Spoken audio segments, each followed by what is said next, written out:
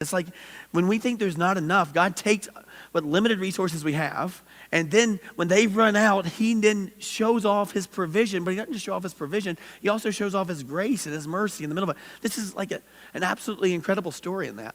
But it did make me think about that word contentment, right? Like, so how do you get satisfied? Like, what does satisfaction look like? And that's kind of where I want us to leave today, thinking about, okay, well, what is satisfaction then? Or what is contentment?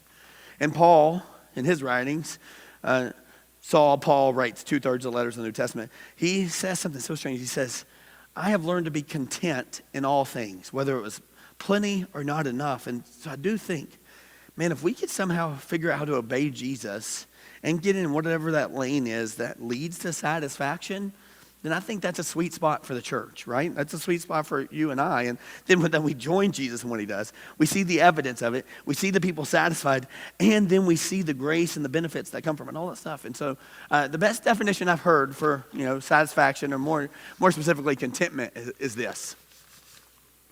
If God hasn't provided it to you yet, you don't need it yet, right? It's really that simple. If God hasn't provided it to you, then you must not need it, right? We spend all this time wishing we had something we didn't. Really notice this a lot with kids.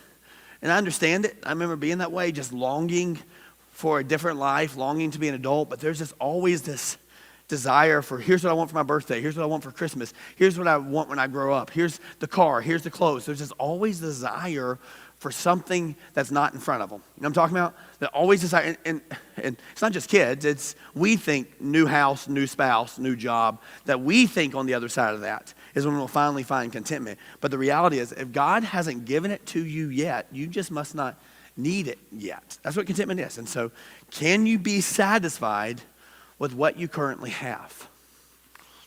If you can't be, then I promise you, you're never going to be satisfied with whatever you get as well. Right? So there's something, if God hasn't given it to you yet, you must not need it yet. But our focus gets to, let's think about what we don't have and let's figure out how to chase that down, right? Jesus, send these people away.